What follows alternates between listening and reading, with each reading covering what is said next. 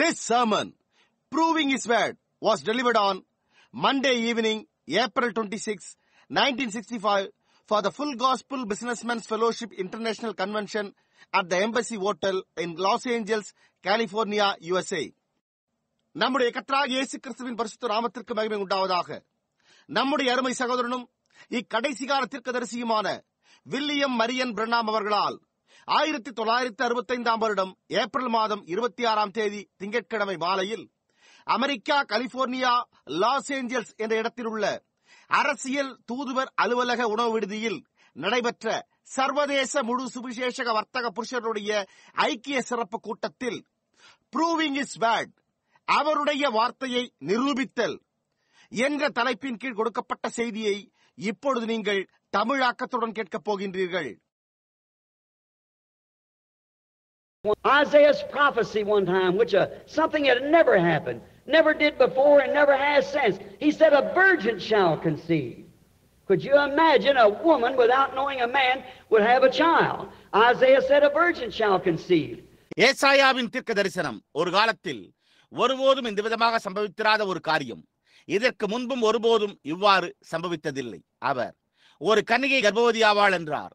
ஒரு புருஷனை அறியாத ஒரு ஸ்திரீக்கு ஒரு குழந்தை பிறக்கும் என்று உங்களால் கற்பனை செய்து பார்க்க முடிகிறதா? ஏசாயா ஒரு கன்னிகை கர்ப்பவதியாவாள் என்றான். And God caused a virgin to conceive to prove His word truth. He proved His word because the virgin did conceive and she brought forth the son. தேவன் தம்முடைய வார்த்தை உண்மை என்பதை நிரூபிக்கும்படியாக ஒரு கன்னிகையை கர்ப்பவதியாகும்படி செய்தார். அவர் தம்முடைய வார்த்தையை நிரூபித்தார். ஏனென்றால் ஒரு கன்னிகை கர்ப்பவதியாகி அவள் குமாரனை பெற்றாள். Now that word made flesh, look what it did. When that son came forth, he was the word himself. In the beginning was the word, and the word was with God, and the word was God, and the word was made flesh and dwelt among us. இப்பொழுது அந்த வார்த்தை மாம்சமானது. அது என்ன செய்தது என்று பாருங்கள். அந்த குமாரன் தோன்றின போது அவர்தாமே வார்த்தையாயிருந்தார். ஆதியிலே வார்த்தை இருந்தது, அந்த வார்த்தை தேவனிடத்தில் இருந்தது, அந்த வார்த்தை தேவனாய் இருந்தது, அந்த வார்த்தை மாம்சமாகி நமக்குள்ளே வாசம் பண்ணினார். He was that living word. He proved he was that living word. He said to those teachers of that day, who can condemn me of sin? Sin is unbelief. அவர் அந்த ஜீவனுள்ள வார்த்தையாய் இருந்தார். அவர் அந்த ஜீவனுள்ள வார்த்தையாய் இருந்தார் என்பதை அவர் நிரூபித்தார். அவர் அக்காலத்து போதகர்களை நோக்கி, என்னிடத்தில் பாவம் உண்டென்று யார் என்னை குற்றப்படுத்தக்கூடும் என்று கேட்டார். பாவம் என்பது அவிசுவாசமாகும். Who can tell me that I'm an unbeliever? Every word that's written of me has been fulfilled. The last 7 predictions of his life was fulfilled in the last 7 hours on the cross. நான் அவிசுவாசி என்று யார் என்னிடத்தில் கூற முடியும்? என்னை குறித்து எழுதப்பட்ட ஒவ்வொரு வார்த்தையும் நிறைவேறிச்சு என்றார். அவருடைய ஜீவியத்தின் கடைசி 7 முன்னறிவிப்புகளும் கடந்த 7 மணி நேரத்தில் சிலுவையில் நிறைவேறின. Everything was written of him was fulfilled because he was the word. He proved he was. He healed the sick. He raised the dead. He conquered death, hell, and the grave. He proved he was the word. அவரை குறித்து எழுதப்பட்ட யாவும் நிறைவேறினது. ஏனென்றால் அவர் வார்த்தையாய் இருந்தார். அவர் வார்த்தையாய் இருந்தார் என்பதை அவர் நிரூபித்தார். அவர் வியாதியஸ்தரை சுகப்படுத்தினார். அவர் மரித்தோரை எழுப்பினார். அவர் மரணத்தையும் பாதாளத்தையும் கல்லறையும் ஜெயித்தார். அவர் வார்த்தையாய் இருந்தார் என்பதை அவர் நிரூபித்தார். Notice this case here at Jairus' house. He had told them the truth. We see him as he crossed the sea. He comes in. எங்கே எவேருவின் வீட்டில் நடந்த இந்த சம்பவத்தை கவனியுங்கள். அவர் அவர்களிடம் உண்மையை கூறியிருந்தார். அவர் சமுத்திரத்தை கடந்தபோது நாம் அவரை காண்கிறோம். அவர் உள்ளே வருகிறார். And there was a little woman up on the hill that has spent all of her money with the physicians. No doubt the physicians have done all they know how to do to get the woman well. Probably Hebrew physicians, and that was a Hebrew woman. So they had done all they could for their sister. அங்கே மலையின் மேல் ஒரு ஸ்திரீ இருந்தாள். அவள் தன்னுடைய பணத்தை எல்லாம் வைத்தியர்களோடு செலவழித்து விட்டாள். அந்த பெண்மணியை சுகப்படுத்த மருத்துவர்கள் தங்களுக்கு தெரிந்த எல்லாவற்றையும் செய்திருந்தனர் என்பதில் சந்தேகமே இல்லை. அநேகமாக எபிரேய வைத்தியர்கள், அது ஒரு எபிரேய ஸ்திரீயா இருக்கலாம். எனவே அவர்கள் தங்களுடைய சகோதரிக்காக அவர்களால் முடிந்த எல்லாவற்றையும் செய்திருந்தனர். Although they had nothing to stop this blood issue, which is perhaps a menopause time, and her blood had flowed forth till little thing is so weak she could hardly get around anymore. இந்த உதிரப்போக்கை நிறுத்த அவர்களுக்கு ஒன்றுமே இல்லாத போதிலும் அது ஒரு கால் மாதவிடாய் நின்ற நேரமாக இருந்திருக்கலாம். அந்த சிறு காரியம் மிகவும் பலவீனமாய் இருந்ததால் அவளால் அதற்கு மேல் செல்ல முடியாதா இருந்தது. And she'd heard about Jesus, and when she seen the little boat push into the willows, she went down to find out. அவள் இயேசுவை குறித்து கேள்விப்பட்டிருந்தாள். அவள் அந்த சிறு படகை அலரி செடிகளுக்குள் தள்ளுவதை கண்டபோது அவள் அதை கண்டறிய சென்றாள். A lot of his critics were standing there, and he's not free of critics today. If they'd have known who he was, they would not have been his critics. But they was his critics because they didn't know who he was. அவருடைய விமர்சகர்கள் அநேகர் அங்கே நின்று கொண்டிருந்தனர். அவர் இன்றைக்கு குறை கூறுபவர்களிலிருந்து விடுதலையாகவில்லை. அவர் யாராய் இருந்தார் என்பதை அவர்கள் அறிந்திருந்தால் அவர்கள் அவரை விமர்சிப்பவர்களாக இருந்திருக்க மாட்டார்கள். ஆனால் அவர் யாராய் இருந்தார் என்பதை அவர்கள் அறிந்திராத காரணத்தால் அவர்கள் அவரை விமர்சிக்கிறவர்களாய் இருந்தனர். And that's the way with the message today. So many good men and women criticize this because they don't know what it is. அந்த விதமாகத்தான் இன்றைக்கு செய்தி உள்ளது.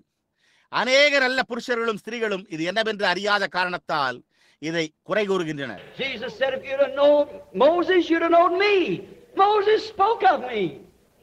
Many great men long to see this day. If I do not the works of my Father, then believe me not. இயேசு, நீங்கள் மோசேயை அறிந்திருந்தால் என்னையும் அறிந்திருப்பீர்கள். மோசே என்னை குறித்து பேசினான். அநேக மகத்தான மனிதர்கள் இந்த நாளை காண ஆசையாயிருந்தார்கள். என் பிதாவின் கிரியைகளை நான் செய்யாதிருந்தால் அப்பொழுது என்னை விசுவாசிக்காதீர்கள். I have greater witness, he said in that of John, for the works that I do prove that the Father is with me. He had greater works because he was the identified. நான் பெரிய சாட்சியை உடையவனாய் இருக்கிறேன் என்றார். அவர் பிதாவானவர் என்னோடு இருக்கிறார் என்று நான் செய்கிற கிரியைகளினாலே நிரூபிக்கிறபடியால் யோவானுடைய சாட்சியை பார்க்கிலும் பெரிய சாட்சியை உடையவனாய் இருக்கிறேன் என்றார். அவர் மகத்தான கிரியைகளை உடையவராய் இருந்தார். ஏனென்றால் அவர் அடையாளம் காட்டப்பட்டவராய் இருந்தார். John was identified also as the voice of one crying in the wilderness, but when he come, he was a prophet that Moses had spoke of and be raised up. யோவானும் கூட வனாந்திரத்தில் கூப்பிடுகிற ஒருவனுடைய சத்தமாக அடையாளம் காட்டப்பட்டான். ஆனால் அவர் வந்தபோது எழுப்பப்படுவார் என்று மோசே உரைத்திருந்த தீர்க்கதரிசி அவரே. I said the other night, he come in three names, the name of the Son of God, Son of Man, and Son of David. அன்று ஒரு இரவு நான் கூறினது போல அவர் மூன்று நாமங்களில் தேவனுடைய குமாரன், மனுஷகுமாரன், தாவீதின் குமாரன் என்ற நாமத்தில் வருகிறார். When he was on earth here the first time, he was the Son of Man. He could not be Son of God then. He never claimed to be. He said he was Son of Man. அவர் முதன்முறையாக எங்கே பூமியில் இருந்தபோது அவர் மனுஷகுமாரனாக இருந்தார். அப்பொழுது அவர் தேவனுடைய குமாரனாக இருக்க முடியாது. அவர் ஒருபோதும் அவ்வாறு உரிமை கோரவில்லை. அவர் மனுஷகுமாரன் என்று கூறினார். When anybody would question him, he said, you see the Son of Man, the Son of Man. Now, Son of Man is a prophet. He had to come that way because the Scripture, he cannot come contrary to the Scripture. எவரேனும் அவரிடத்தில் கேள்வி கேட்கும் போது அவர், நீங்கள் மனுஷகுமாரனை காண்கிறீர்கள், மனுஷகுமாரன் என்றார். இப்பொழுது மனுஷகுமாரன் ஒரு தீர்க்கதரிசி. அவர் அந்த விதமாக வர வேண்டியதா இருந்தது. ஏனென்றால் வேத வாக்கியம் அவர் வேத வாக்கியத்திற்கு முரணாக வர முடியாது. That's why today our message of this hour cannot come through theologians and theology. It's got to come back to the same thing it promised to do. It must be that way. ஆகையால் தான் இன்றைக்கு நம்முடைய இக்காலத்து செய்தியானது வேதசாஸ்திரிகள் மூலமாகவும் மற்றும் வேதசாஸ்திரம் மூலமாகவும் வர முடியாது. அது செய்வதாக வாக்களித்த அதே காரியத்திற்கு அது திரும்ப வர வேண்டும். அது அந்த விதமாகத்தான் இருக்க வேண்டும். So we find that in this man, he had to be a prophet, not Son of God there. He had to be Son of Man.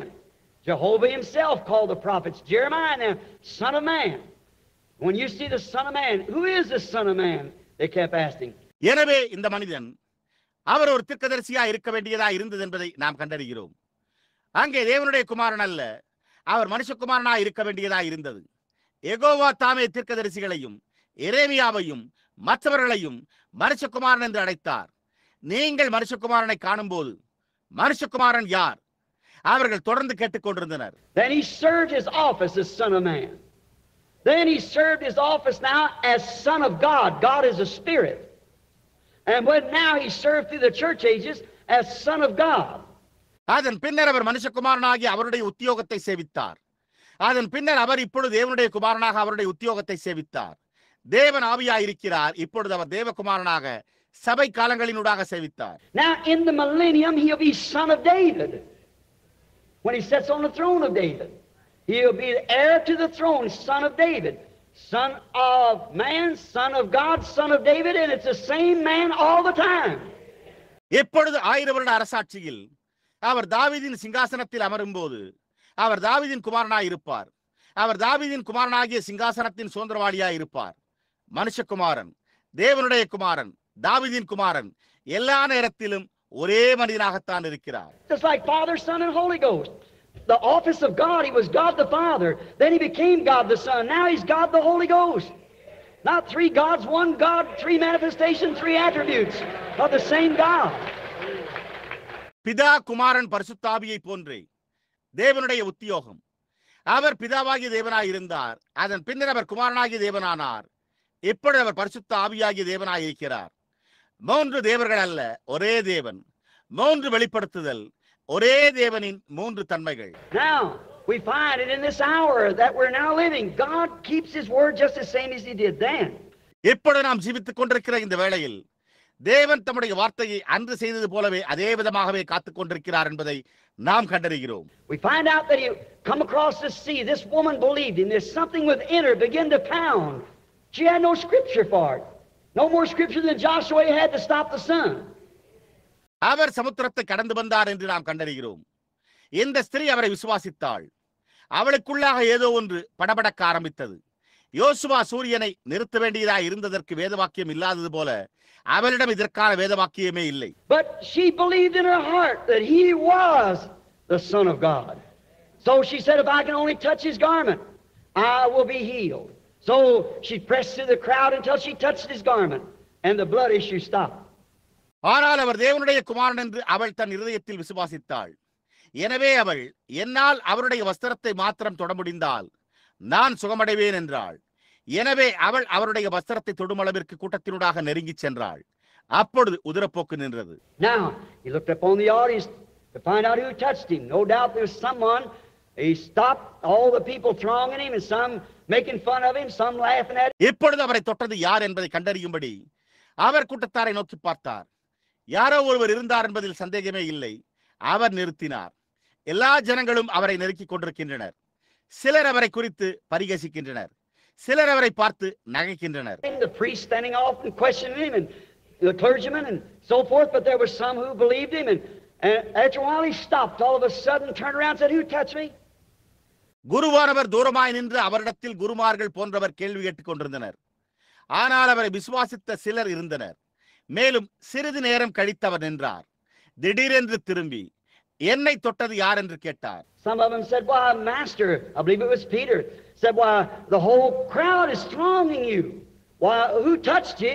While everybody's அவர்களில் சிலர், ஏன் போதகரே என்றனர். அது பேதுரு என்று நான் நினைக்கிறேன். ஏன் முழு கூட்டமும் உம்மை சூழ்ந்து நெருங்கிக் கொண்டிருக்க, ஏன் உம்மை தொட்டது யார்? ஏன் ஒவ்வொருவரும் உம்மை தொட்டுக் கொண்டிருக்கிறார்கள் என்றான். She said, but I perceive that virtue has gone from me. He got weak. It was a different kind of touch. அவர், ஆனால் என்னிடத்திலிருந்து வல்லமை புறப்பட்டதை நான் அறிந்திருக்கிறேன் என்றார். அவர் பலவீனம் அடைந்து விட்டார். அது ஒரு வித்தியாசமான தொடுதலாய் இருந்தது. If we can only see that, brother, sister.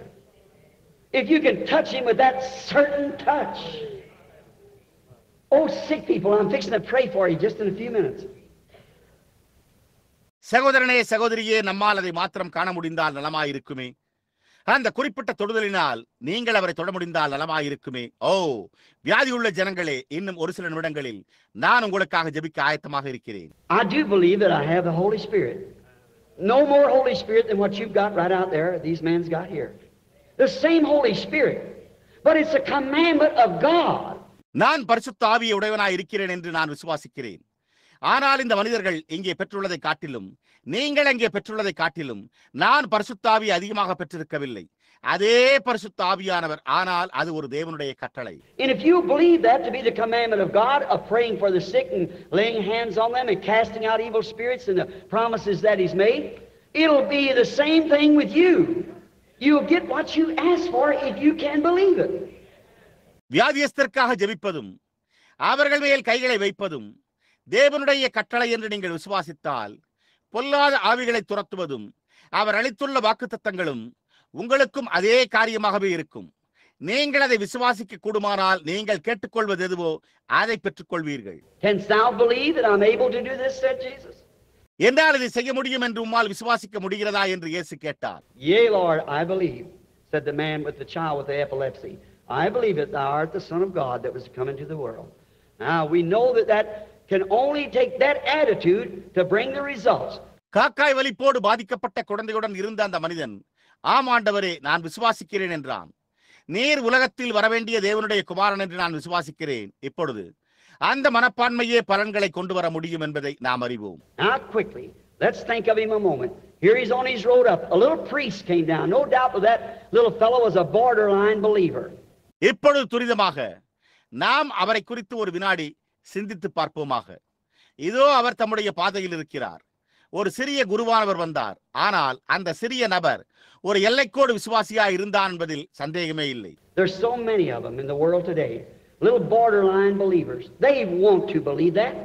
They want to believe that the Holy Ghost is real. They want to believe this is an apostolic move as God promised in the last days he'd pour out his spirit. சிறிய எல்லைக்கோடு விசுவாசிகள் இன்றைக்கு உலகத்தில் அநேகர் உள்ளனர். அவர்கள் அதை விசுவாசிக்க விரும்புகிறார்கள். பரிசுத்த ஆவி உண்மையானவர் என்று அவர்கள் விசுவாசிக்க விரும்புகிறார்கள். கடைசி நாட்களில் தேவன் தமது ஆவியை ஊற்றுவதாக வாக்கு பண்ணி இருந்தபடியே இது அப்போஸ்தல அசைவு என்று அவர்கள் விசுவாசிக்க விரும்புகிறார்கள். We want to believe Malachi 4 that he promised in the last days that the original Pentecostal faith would be restored back to the church again. அவன் மல்கியா 4 விசுவாசிக்க விரும்புகிறான். கடைசி நாட்களில் மூல பெந்தேகோஸ்தே விசுவாசம் மீண்டும் சபைக்கு திரும்ப அளிக்கப்படும் என்று அவர் வாக்கு பண்ணினார். Malachi 4 claims it. Behold, I will send to you Elijah in the last day. It's right, and he will restore the faith of the children back to the fathers again. See, the faith of the fathers to the children also. See, it's got to be. மல்கியா 4 உரிமை கோருகிறது. கடைசி நாளில் இதோ நான் எலியாவை உங்களிடத்தில் அனுப்புவேன். அது உண்மை. அவன் பிள்ளைகளுடைய விசுவாசத்தை பிதாக்களண்டை திரும்ப அளிப்பான். பாருங்கள், பிதாக்களின் விசுவாசம் பிள்ளைகளிடத்திற்கும் கூட. பாருங்கள், அது அப்படித்தான் இருக்க வேண்டும். You say, well, that was John the Baptist. No. நீங்களோ பாருங்கள், அது யோவான் ஸ்நானகன் என்று கூறலாம். இல்லை இல்லை, John the Baptist in Malachi 3. That's right. Matthew 11 says so. If you can receive it, this is he who spoke of, behold, I send my messenger before my face. It was Elijah. Certainly Jesus said it was, but not the Elijah of Malachi 4 at all. மல்கியா 3 யோவான் ஸ்நானனாய் இருந்தது. அது உண்மை. மத்தேயு 11 நீங்கள் அதை ஏற்றுக்கொள்ள கூடுமானால் இதோ என் தூதனை எனக்கு முன்பாக அனுப்புகிறேன் என்று உரைக்கப்பட்டிருக்கிறவன் இவன்தான் என்று கூறுகிறது. அது நிச்சயமாக எலியாவாய் இருந்தது. இயேசு அது எலியாவாய் இருந்தது என்று கூறினார். ஆனால் மல்கியா 4 எலியா அல்ல. Because immediately after that message, the earth is to be burnt with fire and the righteous walk out upon the ashes of the wicked. So it never happened in the time of John. We've got to have a message sweep back and bring the people out of all these denominational conditions. ஏனென்றால் உடனே அந்த செய்திக்கு பிறகு பூமியானது அக்கினியால் சுட்டரிக்கப்படும். நீதிமான்கள் துன்மார்க்கரின் சாம்பலின் மேல் சஞ்சரிப்பார்கள். எனவே அது யோவானின் காலத்தில் நடக்கவே இல்லை. இந்த எல்லா ஸ்தாபன நிலைமைகளில் இருந்தும் ஜனங்களை வெளியே கொண்டு வர நாம் மீண்டும் துடைத்தெடுக்கும்படியான ஒரு செய்தியை பெற்றுக்கொள்ள வேண்டும். Back to the original genuine Pentecostal faith. And we're seeing it done. It's fulfilling of a scripture that has to come to pass. All scriptures must be fulfilled. அசலான Pentecost விசுவாசத்திற்கு திரும்புதல் அது நிறைவேற வேண்டிய ஒரு வேத வாக்கியத்தின் நிறைவேறுதலாக அது நிறைவேறுவதை நாம் காண்கிறோம். வேத வாக்கியங்கள் யாவும் நிறைவேற்றப்பட வேண்டும். How many more that we could apply? It would take me longer in my time up now to show, but you understand these things that it's got to happen just exactly like this to Abraham's children, just as he promised. நாம் இன்னும் எத்தனை முறை விண்ணப்பித்தாலும் அதை காண்பிக்க எனக்கு இப்பொழுதுள்ள நேரத்தை காட்டிலும் அதிக நேரம் பிடிக்கும்.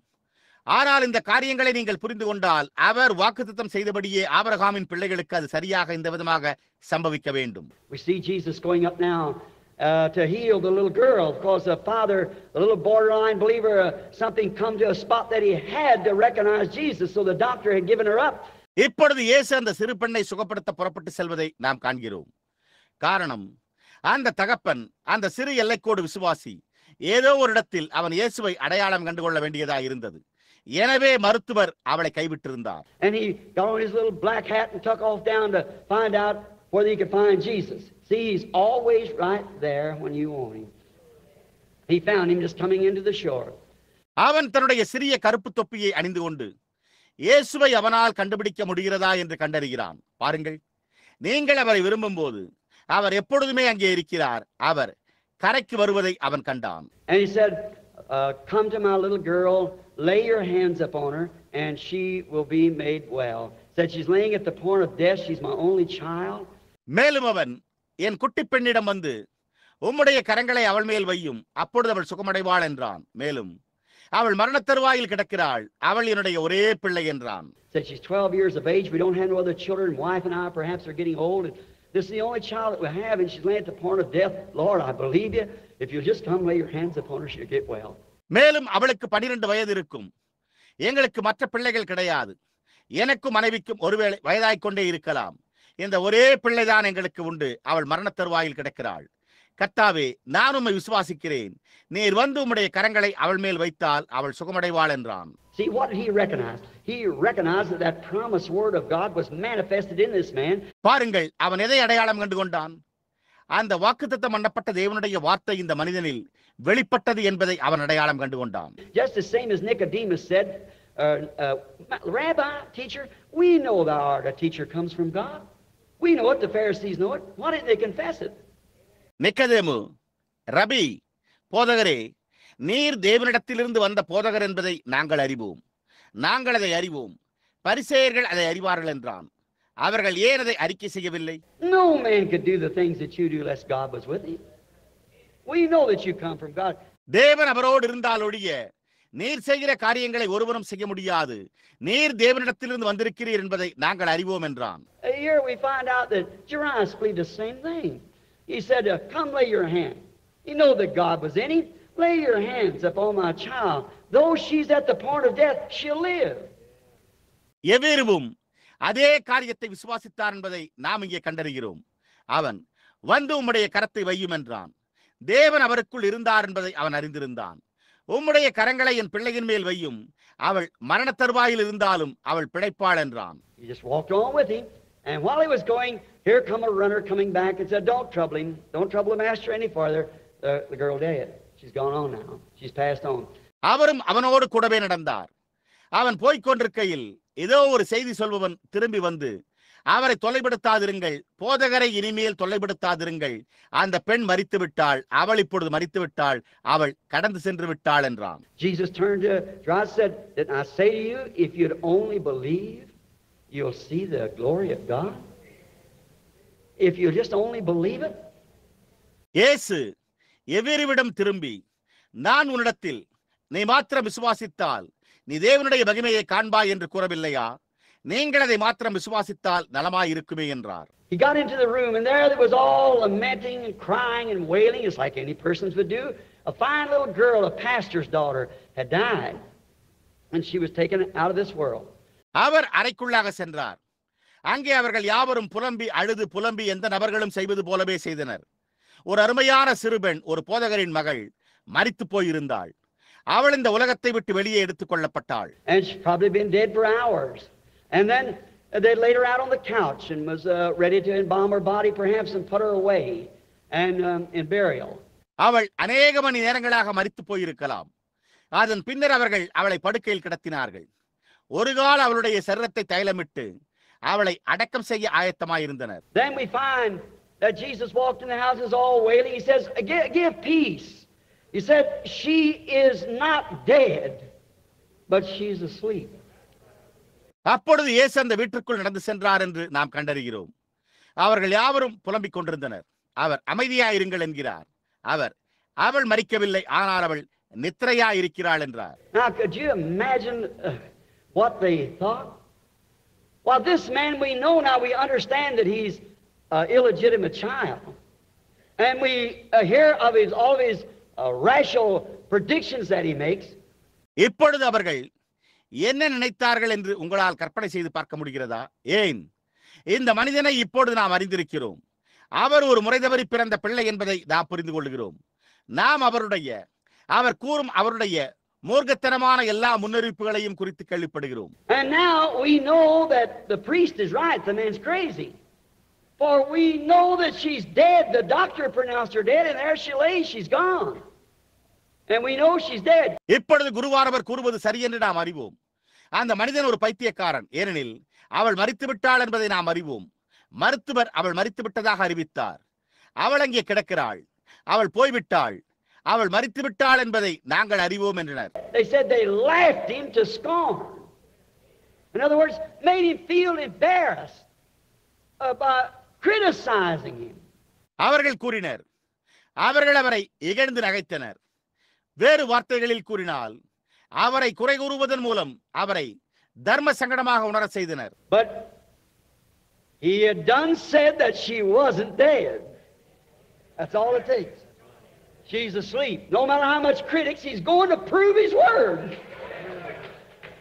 ஆனால் அவள் மரிக்கவில்லை என்று அவர் கூறியிருந்தார். அவ்வளவுதான். அவள் உறங்கிக் கொண்டிருக்கிறாள். எவ்வளவுதான் குறை கூறினாலும் கவலைப்பட வேண்டியதில்லை. அவர் தம்முடைய வார்த்தையை நிரூபிக்கப் போகிறார். He put them all out of the house, get all the unbelievers away. Took Peter, James, and John, the believers, 3 witnesses, and the father and mother, went in and took the daughter by the hand. அவர் அவிசுவாசிகள் அனைவரையும் வீட்டை விட்டு வெளியே அனுப்பினார்.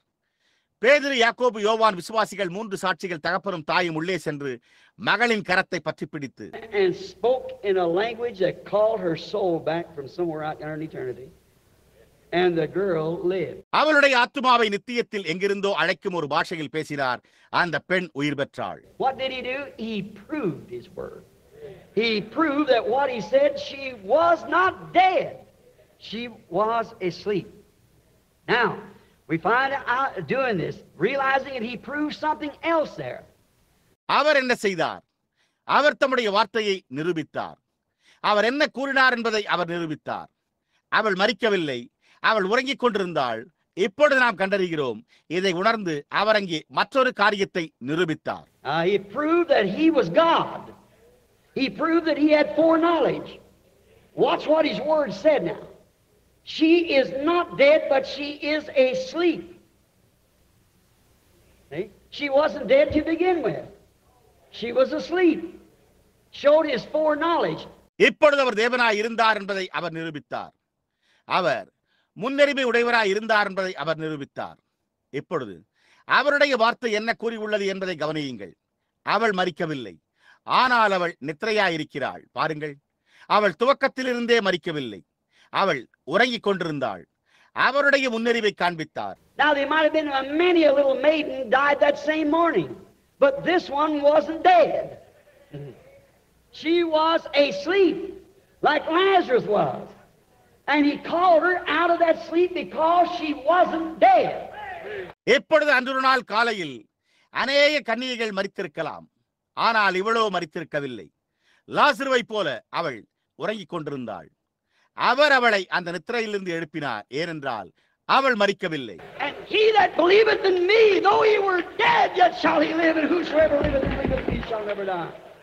Only those who are on the Lamb's book of life that he redeemed when he died. என்னை விசுவாசிக்கிறவன் மரித்தாலும் பிழைப்பான், உயிரோடு இருந்து என்னை விசுவாசிக்கிறவன் எவனும் என்னைக்கும் மரியாமலும் இருப்பான். ஆட்டுக்குட்டியானவரின் ஜீவ புஸ்தகத்தில் இடம்பெற்றுள்ளவர்களை மாத்திரமே அவர் மரித்தபோது மீட்டுக் கொண்டார். That's who he'll call out of that sleep at that day. Those who are quickened by his power, that has that quickening power laying in them, even as I said last night, even after Elisha had died and his bones was laying in the grave, that quickening power was still on his bones. அந்த நாளில் அந்த நித்திரையிலிருந்து அவர்களை அழைப்பார். அவருடைய வல்லமையினால் உயிர்ப்பிக்கப்படுகிறவர்கள், அந்த உயிர்ப்பிக்கும் வல்லமை அவர்களுக்குள் இருக்கிறது. நேற்றிரவு நான் கூறினது போல, எலிசா மரித்த அவனுடைய எலும்புகள் கல்லறையில் வைக்கப்பட்டிருந்த பிறகும் கூட உயிர்ப்பிக்கும் வல்லமை இன்னமும் அவனுடைய எலும்புகளில் இருந்தது. Sure, he proved that who he was. Now, we find out again, likewise, he proved also that in Hebrews, the 4th chapter and the 12th verse, நிச்சயமாகவே அவன் யாராய் இருந்தான் என்பதை அவர் நிரூபித்தார். இப்பொழுது நாம் மீண்டும் அதே விதமாகவே கண்டறிகிறோம். அவர் எபிரேயர் 4ஆம் அதிகாரம் 12ஆம் வசனத்தில் கூட நிரூபித்தார். he proved he was the Word of God. He certainly did. Notice what he did. Hebrews 4:12 says that the Word of God is more powerful. அவர் தேவனுடைய வார்த்தை என்பதை அவர் நிரூபித்தார். அவர் நிச்சயமாகவே செய்தார். அவர் என்ன செய்தார் என்பதை கவனியுங்கள். எபிரேயர் 4:12 தேவனுடைய வார்த்தை அதிக வல்லமை உள்ளது. Quicker than a two-edged sword and It also is a discerner of the thoughts and the intents of the heart. Watch just a moment now.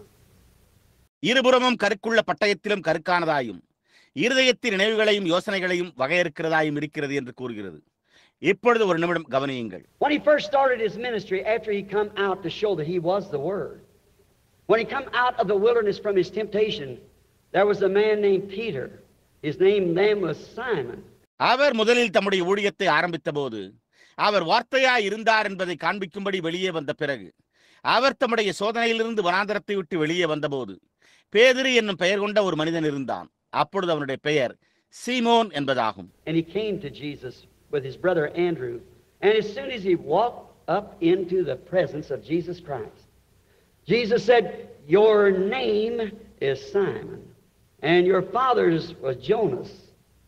From henceforth you shall be called Peter." அவன் தன்னுடைய சகோதரன் அந்திரேயாவுடன் இயேசுவினிடத்தில் வந்தான். அவன் இயேசு கிறிஸ்துவின் பிரசன்னத்திற்குள்ளாக நடந்து சென்றவுடனே இயேசு, உன் பெயர் சீமோன், உன்னுடைய தகப்பனார் யோனாவா இருந்தார், இது முதற்கொண்டு நீ பேதுரு எனப்படுவாய் என்றார். That proved that he was the Word, because the Word is a discerner of the thoughts and intents of the heart. He was the Word. அவர் வார்த்தையாய் இருந்தார் என்பதை அது நிரூபித்தது. ஏனென்றால் வார்த்தை இருதயத்தின் நினைவுகளையும் யோசனைகளையும் வகையறுக்கிறதாய் உள்ளது.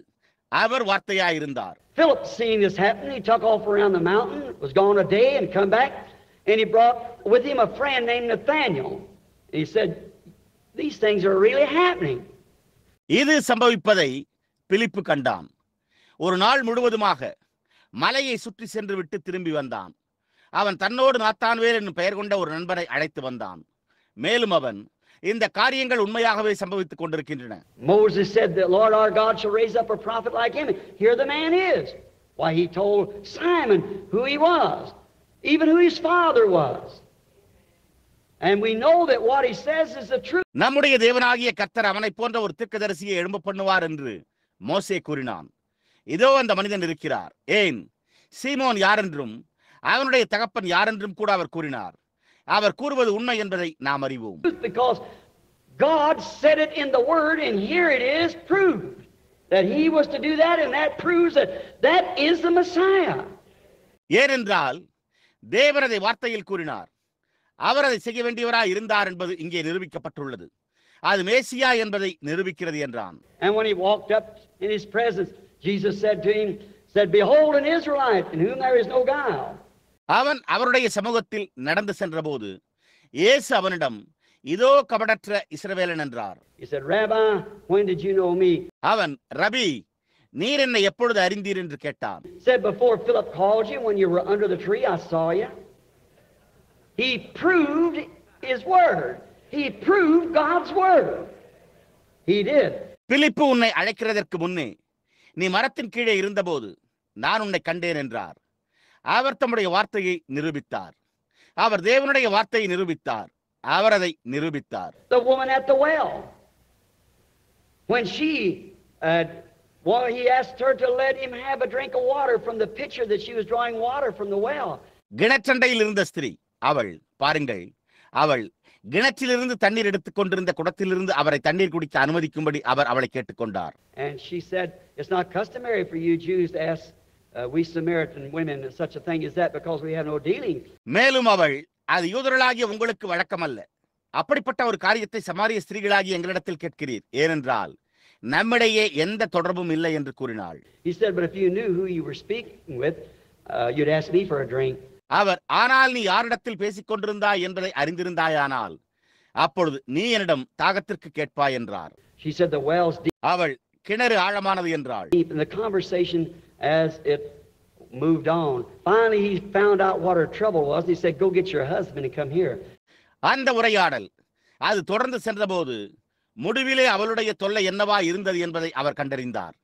அவர், போய் உன்னுடைய புருஷனை இங்கே அழைத்துக் கொண்டு வா என்றார். She said, "I don't have any husband." அவள், எனக்கு புருஷன் இல்லை என்றாள். He said, "Thou hast said truth, for you've had 5, and the one you're living with now is not your husband." அதற்கு அவர், உண்மையாய் கூறினாய், ஏனென்றால் உனக்கு 5 பேர்கள் இருந்தனர், இப்பொழுது உன்னோடு வாழ்ந்து கொண்டிருக்கிறவன் உன் கணவன் அல்ல என்றார். Well, she said, "Sir, I perceive that you are a prophet." We hadn't had one for 400 years, you know. Said, well, I perceive that you are a prophet. Now we know that when the Messiah cometh, which is called the Christ. ஏன் அவள், ஐயா, நீர் ஒரு தீர்க்கதரிசி என்று காண்கிறேன் என்றாள். அவள், 400 வருடங்களாக எங்களுக்கு ஒருவர் கூட இல்லை என்பதை நீர் அறிவீர். மேலும் நீர் ஒரு தீர்க்கதரிசி என்று நான் காண்கிறேன். இப்பொழுது கிறிஸ்து எனப்பட்ட மேசியா வரும்போது, when he comes, he will tell us these kind of things. That'll be his sign. அவர் வரும்போது அவர் இந்த விதமான காரியங்களை எங்களுக்கு கூறுவார். அதுவே அவருடைய அடையாளமா இருக்கும் என்பதை நாங்கள் அறிவோம் என்றாள். When he said, I'm he that speaks with you.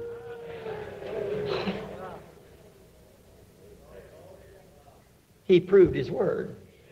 அவர் உங்களோடு பேசுகிற நானே அவர் என்று கூறியபோது அவர் தம்முடைய வார்த்தையை நிரூபித்தார். He proved what he claimed to be. He was the Messiah, the Son of God. அவர் என்னவாக இருந்தார் என்று உரிமை கூறினார் என்பதை நாம் நிரூபிக்கிறோம்.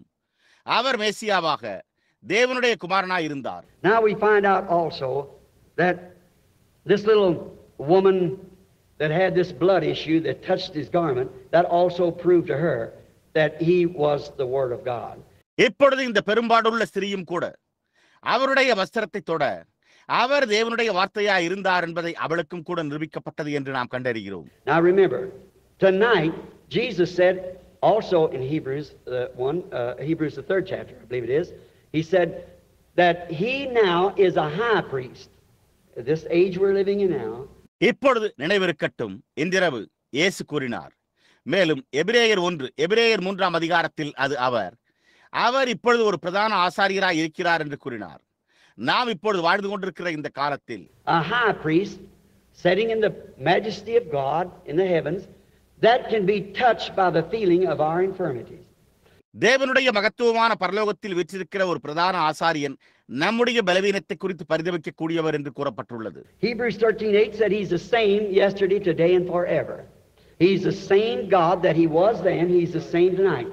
எபிரேயர் 13:8 அவர் நேற்றும் இன்றும் என்று மாறாதவராய் இருக்கிறார் என்று கூறியுள்ளது. அப்பொழுது அவர் இருந்த அதே தேவனாக அவர் இருக்கிறார். இன்றிரவும் அவர் அதே விதமாகவே இருக்கிறார். St. John 14:12 he said, he that believeth on me, the works that I do shall he do also. Even more than this shall he do, for I go to my Father. See? He that believeth on me, these works that I do shall he do also. பரிசுத்த யோவான் 14:12 அவர், என்னை விசுவாசிக்கிறவன் நான் செய்கிற கிரியைகளை தானும் செய்வான். நான் என் பிதாவினிடத்திற்கு போகிறபடியினால் இவைகளை பார்க்கிலும் அதிகமான கிரியைகளையும் செய்வான் என்றார். பார்த்தீர்களா? என்னை விசுவாசிக்கிறவன் நான் செய்கிற கிரியைகளை தானும் செய்வான். In Matthew 28 he said, a little while and the world won't see me no more. Yet ye shall see me, for I will be with you even to the end of the world. மத்தேயு 28 அவர், இன்னும் கொஞ்ச காலத்திலே உலகம் என்னை காணாது, நீங்களோ என்னை காண்பீர்கள், ஏனென்றால் நான் உலகத்தின் முடிவு பரியந்தம் உங்களுடனே கூட இருப்பேன் என்றார். Jesus Christ is the same yesterday, today and forever. He stands tonight to prove his word. My time is gone, but he proved his word then what he had promised for that day. இயேசு கிறிஸ்து நேற்றும் இன்றும் என்று மாறாதவராய் இருக்கிறார். அவர் தம்முடைய வார்த்தையை நிரூபிக்க இன்றிரவு நிற்கிறார். என்னுடைய நேரம் போய்விட்டது, ஆனால் அவரால் முடியும் என்பதை அவர் நிரூபித்தார். அந்நாளுக்காக அவர் என்ன வாக்குத்தத்தம் செய்திருந்தார் என்பதை அப்பொழுது அவர் தம்முடைய வார்த்தையை நிரூபித்தார். He proved Isaiah's words, he proved Noah's words, he proved Moses' words, he proved every one of the prophets' words.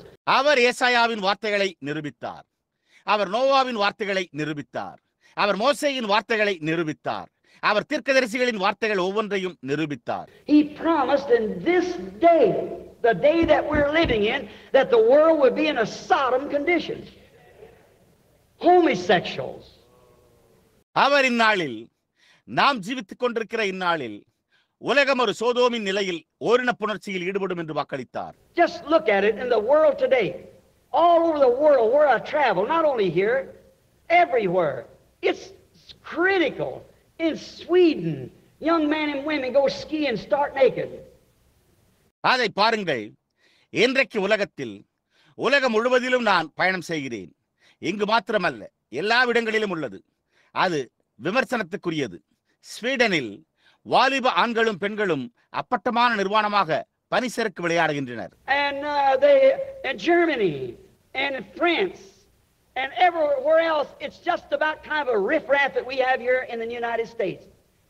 அவர்கள் ஜெர்மனியிலும் பிரான்சிலும் மற்ற எல்லாவிடங்களிலும் அது ஏறக்குறைய ஒரு விதமான ஒழுக்கக்கேடா இங்கே அமெரிக்காவிலும் நாம் பெற்றுள்ளோம். It's an age. If I get a chance to ever come back, I'd like to speak on some of the prophetic things to you. To show you that the age that we're living in, the Bible said that children would rule their parents. அது ஒரு காலம். நான் திரும்பி வர ஒரு தருணம் கிடைத்தால் நான் சில தீர்க்கதரிசன காரியங்களின் பேரில் உங்களிடத்தில் பேச விரும்புகிறேன். நாம் ஜீவித்துக் கொண்டிருக்கிற காலத்தில் அதை உங்களுக்கு காண்பிக்கவே வேதம் பிள்ளைகள் தங்கள் பெற்றோர்களை ஆடுவார்கள் என்று கூறியுள்ளது. Word. But remember, Abraham had a seed, which was the seed Isaac. He had other seeds after Sarah's death. வார்த்தை. ஆனால் நினைவிருக்கட்டும், ஆபிரகாம் ஒரு வித்தை உடையவனாயிருந்தான். அந்த வித்து ஈசாக்காயிருந்தது. சாராளின் மரணத்துக்கு பிறகு அவன் மற்ற வித்துக்களை உடையவனாயிருந்தான். And he was 145 years old. He married another woman, had 7 sons besides daughters. Because God had turned him back to a young man when he was 100 years old. He's then again just 45. So then we know that. I preached that to you here in California years ago. அவன் 145 வயதுடனாய் இருந்தபோது அவன் வேறொரு பெண்ணை விவாகம் செய்து குமார்த்திகளைத் தவிர 7 குமாரர்களையும் உடையவனாய் இருந்தான். ஏனென்றால் அவன் 100 வயதாய் இருந்தபோது தேவன் அவனை ஒரு வாலிபனாக மாற்றியிருந்தார். அப்பொழுது அவன் மீண்டும் 45 வயதாயிருந்தான்.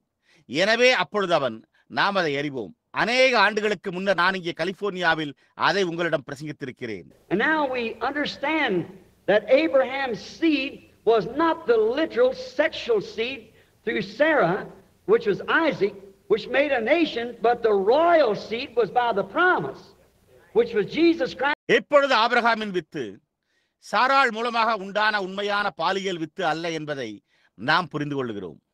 அது ஈசாக்காக இருந்தது. அது ஒரு தேசத்தை உண்டாக்கியது. ஆனால் ராஜரீக வித்து வாக்குத்தத்தத்தின் மூலம் இருந்தது. அது இயேசு கிறிஸ்துவாய் இருந்தது. And through that seed he raised up a royal seed. Oh my, now we are royal priesthood, a royal nation, a holy nation, offering praises to God, the sacrifice of our lips, giving praise to his name. God proved his word. He poured out the Holy Ghost upon us. அந்த within மூலமாக அவர் ஒரு ராஜரீக வித்தை எழுப்பினார்.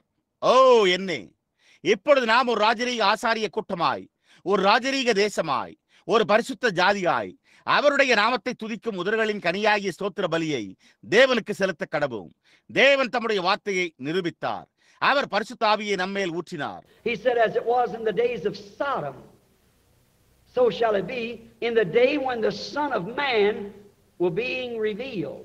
Now, did you notice from Son of God, just before he becomes Son of David, he reveals himself again as Son of Man. Did you notice the scripture?